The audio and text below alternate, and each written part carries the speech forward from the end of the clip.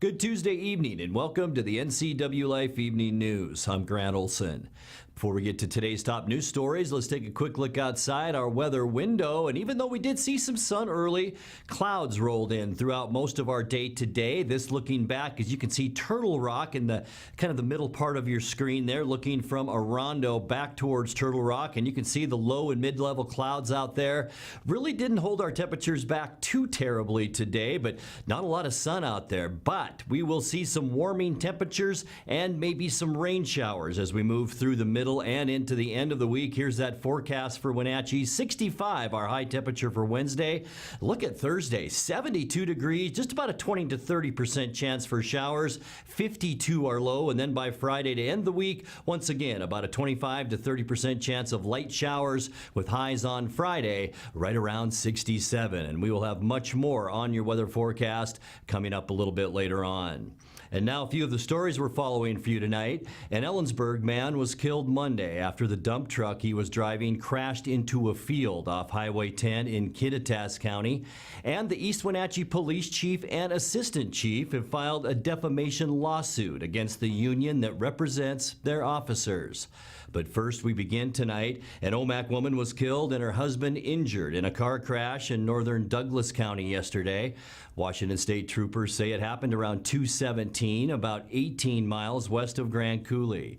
It's reported that 80-year-old Frank Anderson was driving eastbound on Highway 174 when his Toyota Sienna went off the road and flipped over about 40 feet off the roadway. Anderson's passenger, 80-year-old Ramona Anderson, was declared dead at the scene.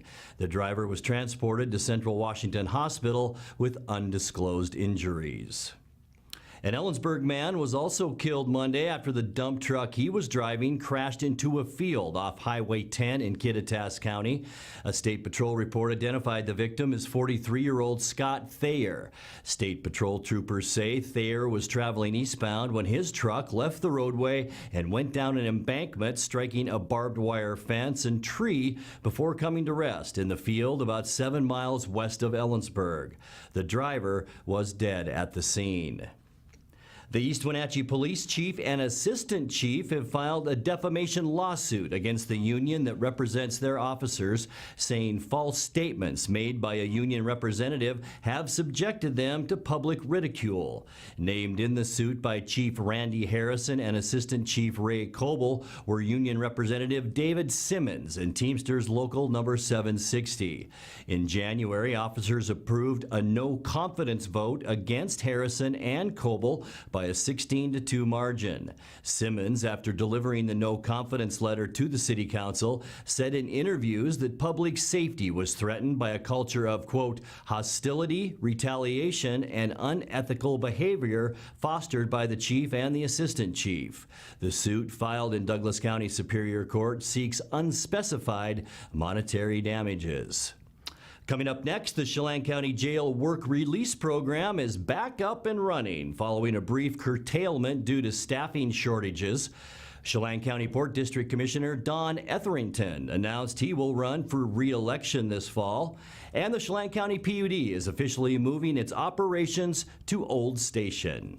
I'm Grant Olson, and you're watching the NCWLIFE Evening News.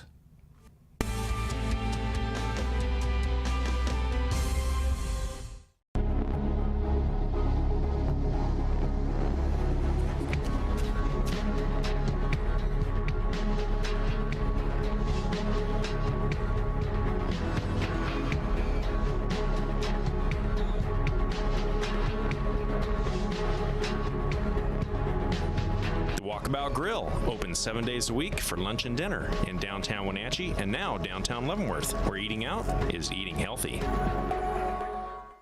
My name is Lacey Haggerty, and I'm a nurse midwife with Columbia Valley Community Health. I love all aspects of my job because it is a profession that's very committed to empowering women to make decisions in their health care that feel best for them.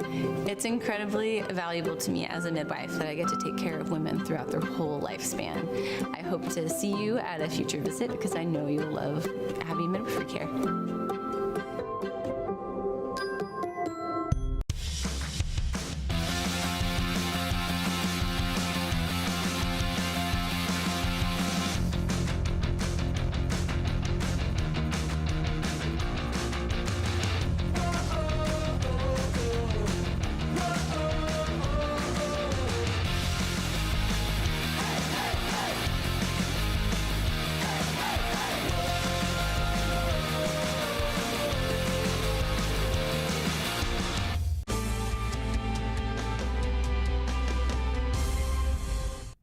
Welcome back. In another news, the Chelan County Jail Work Release Program is back up and running following a brief curtailment due to staffing shortages.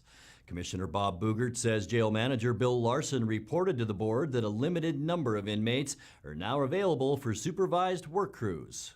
Bill has come up with some approaches that he believes that can be done out of the main jail that provides the appropriate level of security and safety for the jail population and for the employees there to make it work.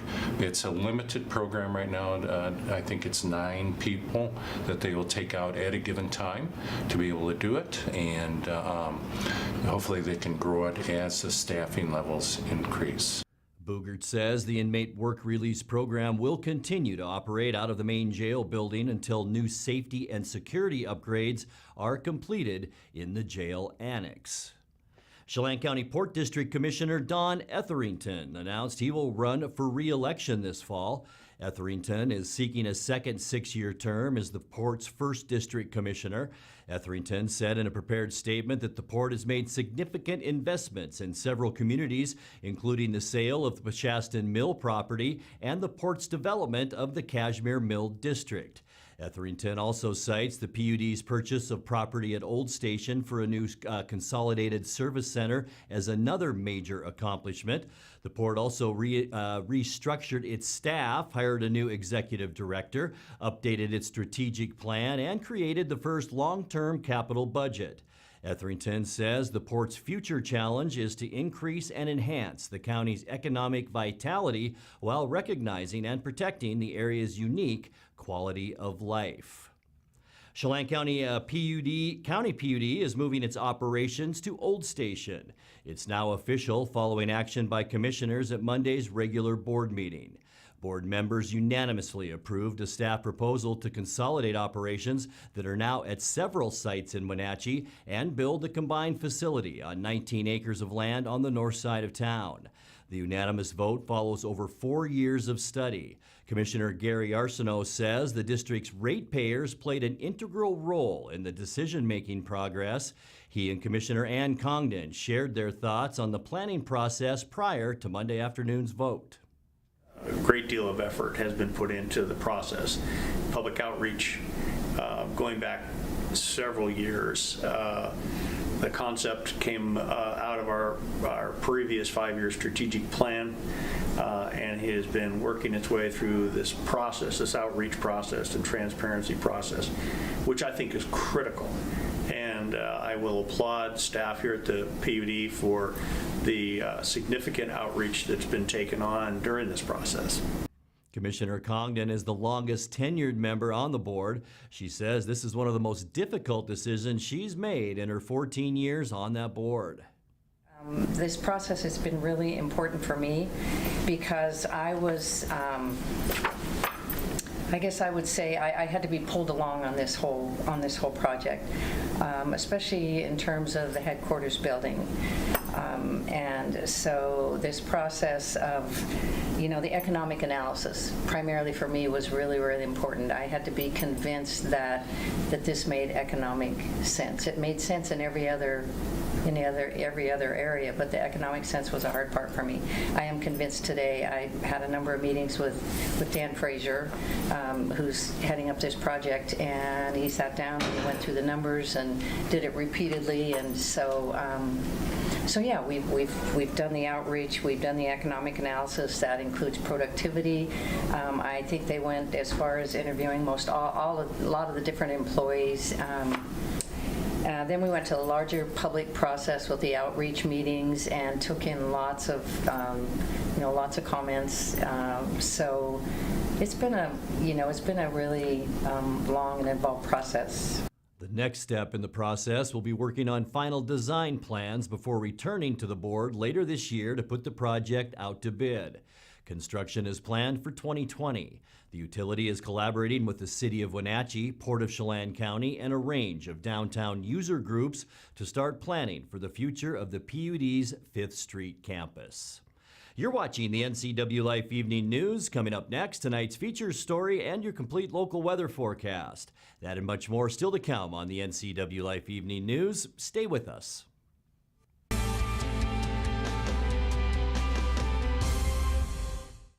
Hi, I'm Clayton Walker, General Manager at Town Chrysler Jeep Dodge Ram in Wenatchee, and I'd like to invite everyone to the dealership to see how easy it is to buy your next new or pre-owned vehicle at your local dealership. And I'm Mick Fabian, General Sales Manager, and we currently have a huge selection of new and pre-owned vehicles on the lot to choose from, including the 2019 Motor Trend Truck and SUV of the Year.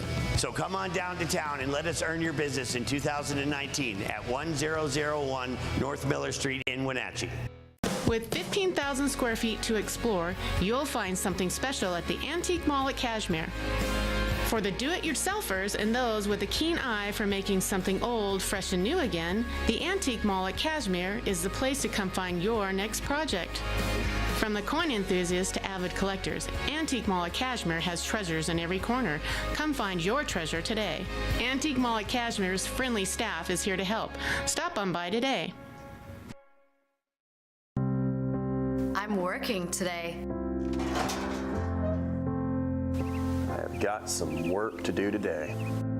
Don't forget, I've got some work for you today. Have a good first day at work, Mom. Thanks. Your donations to Goodwill fund job training programs right in our community. New beginnings feel great, don't they? Yes, they do. Be a job creator. Goodwill. There's more behind the store.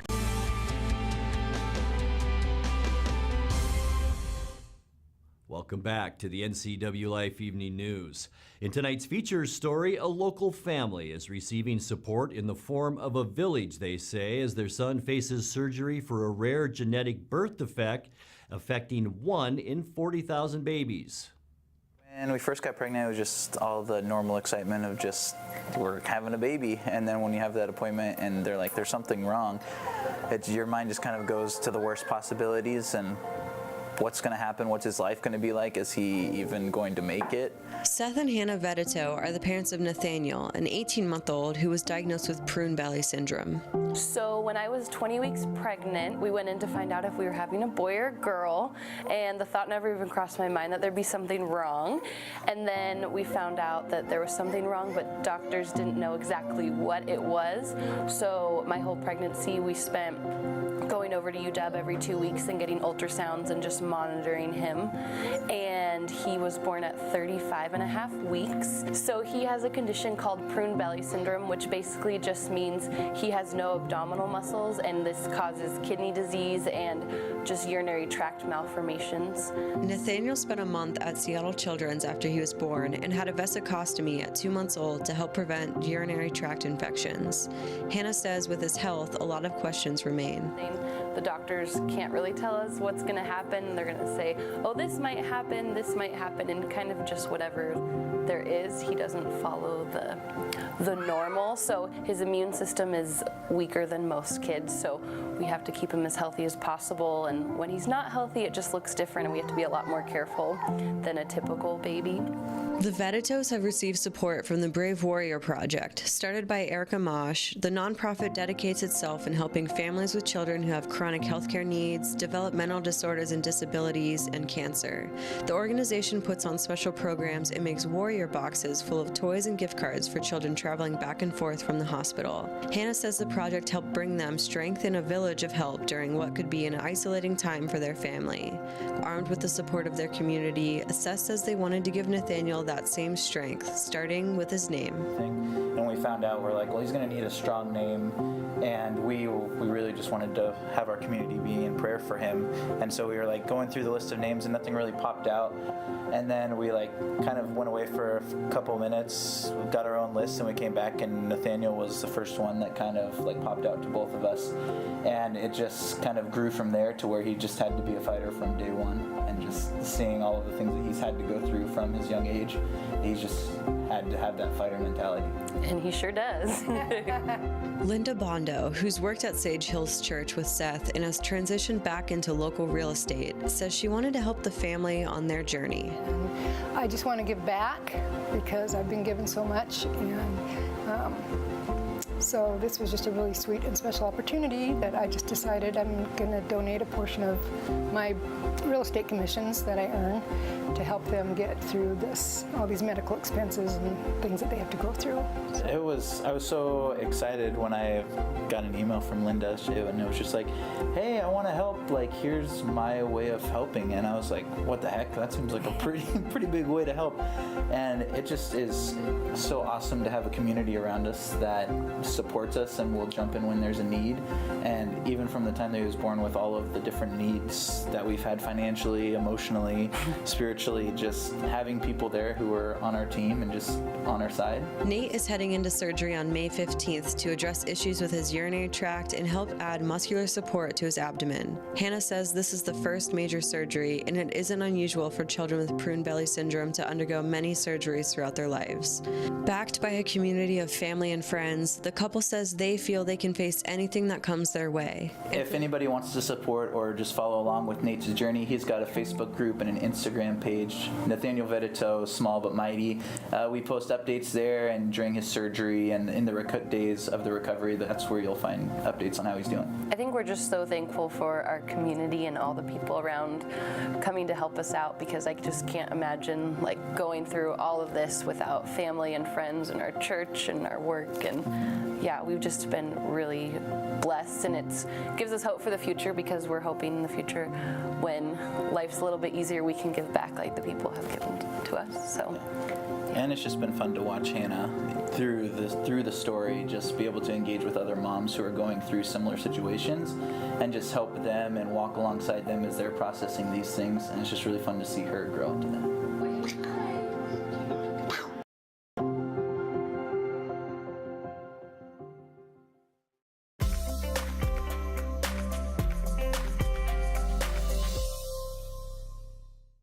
Time now for a check of your North Central Washington weather forecast. And before we get to those details, let's take another peek outside our weather window. You can see Turtle Rock right here in the middle of our screen, left center, I should say. Looking back from our rondo from our Sky-Fi camera, you can see some clouds out there today, mid-level and low-level clouds, but not a lot of moisture in at least this cloud cover that we're seeing right now. Temperatures did climb to a decent level today into the 60-degree range and lower 60s, but this is the kind of pattern that we will expect at least for the next couple of days, and even a little bit of rain introduced into our forecast, especially by the end of the week. As I mentioned, today's high temperatures about where we should be for this time of year. 61 is today's high unofficially. Normally we should be at 62. 41 our normal low. 37 is where we started the day. Beautiful day back in 1999 at 76 degrees. Our record low temperature 30 degrees back in 2006. Sunrise this morning was at 6:11,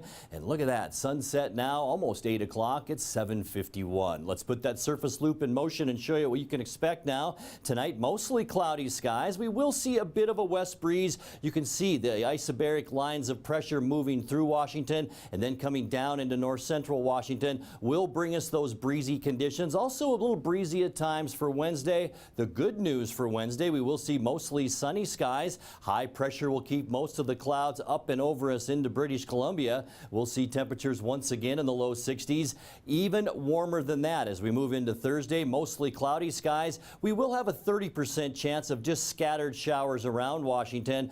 This is the key word for Thursday. We could see high temperatures Thursday in the lower to mid 70s, and then as we move into the end of the week, not quite 70 degrees, but awfully nice out there. Mostly cloudy, a 30% chance of showers. You can see high pressure out in the Pacific will keep us very clear, especially as we head into the upcoming weekend. Saturday and Sunday, if you're traveling for Easter, things look fantastic. Saturday, sunny and mild. Same goes for Easter Sunday, sunny and mild with temperatures now mainly in the middle to upper 60s throughout most of north central Washington. And then this area of low pressure does move in a little bit by Monday. It actually moves south a little and will throw a wave of moisture our way. So partly cloudy on Monday and mild as this beautiful spring weather pattern continues here in the Wenatchee Valley. Let's take a look now at your quick lube and tune forecast. 44 mild degrees for our low tonight. 65 with some breezy conditions out of the west for Wednesday, mostly sunny. There you have it for Thursday. A 20% chance of showers. 72 degrees our high.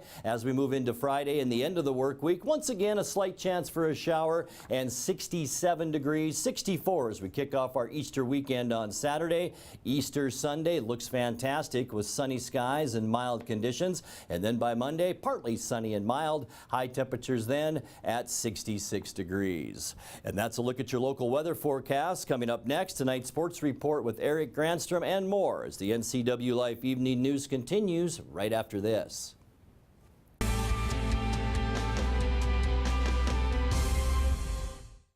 Bring the whole family up to Stormy Mountain Brewing and local public house in historic downtown Chelan. Applewood smoked brisket, street-style tacos, and our award-winning barbecue rubs and sauces. Our meals pair perfectly with our exciting lineup of craft ales, made right here in Chelan. We've got room for big groups, or give us a call for catering. So grab the kids and check out the fun at Stormy Mountain Brewing and local public house located in the heart of Chelan. Family roles change with time. You may find yourself being an unpaid caregiver to a loved one. Caregiving can be rewarding, but also stressful. Taking care of yourself is vital. Aging and Adult Care of Central Washington has low or no cost services for unpaid caregivers, such as in-home support, care supplies, and counseling. Connect in your local area by calling Aging and Adult Care at 800-572-4459 and mention you're interested in caregiver support. When you have to get there on time and looking good, call Fast, Friendly, Reliable AC Checker, 663-TAXI. Available 24/7, AC Checker Taxi has the industry's only on-time or it's free guarantee for your pre-booked call. Some conditions apply. Call 663-8294. AC Checker, 663-TAXI. Schedule your ride ASAP or book up to a year in advance online at azchecker.com. American Classic Checker Taxi, 663-TAXI. That's 663-8294. There's no substitute for the power of cable TV advertising. With Solion Cable TV Advertising, you can reach your target audience right here in North Central Washington. We understand their viewing habits and can precisely target your customers on great cable networks like these. Call Solion Broadcasting today and let us show you how to put your business message right in front of thousands of prospects at a very affordable price. Solion Broadcasting, 509-888-2020. And now it's a sports update on the NCWLIFE channel. And a happy Tuesday to you. Russell Wilson and the Seahawks have agreed to a contract extension that will keep the five-time Pro Bowl quarterback in Seattle through the 2023 season. The 30-year-old Wilson raised the bar Monday by saying he would not sign with the team if a contract extension wasn't hammered out by the end of the day. It was after midnight when Wilson posted this video with his wife Sierra on his Twitter page. Hey, Seattle, we got a deal. Go Hawks. Go Hawks. But I'm going to see y'all in the morning. Good night. Time for y'all to go to bed. Finally, we can go to sleep. See y'all in the morning. ESPN's Adam Schefter reports that Wilson will sign a record-setting four-year, $140 million contract extension, which includes a $65 million signing bonus. This will make him the highest-paid player in the NFL. Well, after starting the season 13-2, the Mariners have now lost four straight, including Monday night's 6-4 defeat at the hands of the Cleveland Indians. Relief pitching and shoddy defense were keys that kept a late Seattle rally from being successful. Three pitchers walked four batters, hit another, and threw two wild pitches that allowed 2 runs to score in the 8th inning without a hit. Then in the 9th, 2 throwing errors by shortstop Tim Beckham allowed another unearned run. The defensive gaffe spoiled an 8th where Omar Narvaez and Edwin Encarnacion hit 2 home runs, extending the Mariners' Major League record to 19 consecutive games to start a season with a long ball. UC Kikuchi struggled through his first 3 innings, allowing 3 runs on 5 hits, including a home run and 2 walks. Hawks. He settled down after that, going 6 innings, but took his first loss of the season. Game 2 of the 3-game set tonight at 7:10. It'll be Shane Bieber, no relation to Justin, facing Seattle's Mike Lee. On the prep soccer schedule for today, Cashmere traveling to Omak. Chelan is at Okanagan. Manson hosting Brewster. All those games are underway. And then coming up tonight at 7, NCWLIFE channel will feature the Eastmont Wildcats and Davis Pirates at Wildcat Stadium. Sebastian Moraga and Matt Wiesen have the play-by-play. Eastmont trying to keep pace with Sunnyside and West Valley in the Big Nine standings. Rams are 8-0 in the first place in the Big Nine. Grizzlies are second at 5-2, right behind Eastmont at 5-3. Davis comes into tonight's contest with a 3-5 record. A limited baseball schedule for the day today. Wenatchee playing at Moses Lake. Waterville Mansfield, meanwhile, is hosting Bridgeport in a fuller softball schedule, if you will. It's Cashmere making up a doubleheader on the road at Zilla. Cascade is hosting Chelan. Bridgeport's at Waterville Mansfield. Manson hosting Soap Lake. All those games underway. On the tennis courts this afternoon, well, a busy slate as well. Wenatchee at Eisenhower, then Eastmont hosting Tenasket. Cashmere's at Omak. Lake Roosevelt is hosting Eniat, and the Chelan Goats are on the road at Okanagan. There are 2 Big Nine pods happening today in prep golf. The Big Nine ladies at Black Rock Creek Golf Course down in the Yakima Valley for their 4th pod of the season. Sunnyside, the host team there. That teed off at 11:30 earlier today. Then over at East Wenatchee, Highlander Golf Course, the location for the Eastmont boys in their 2nd pod of the season. Most of the teams in the region preparing for that big invitational tomorrow at Gamble Sands in Brewster. It looks like it's going to be a nice day for golf coming up tomorrow. That's a look at sports news. I'm Eric Granstrom, and again, I apologize for this. It'll get better. They keep telling me that, so we'll just cross our fingers. Grant, back to you. Thank you, Eric. And recapping tonight's top story, an Omak woman was killed and her husband injured in a car crash in northern Douglas County yesterday.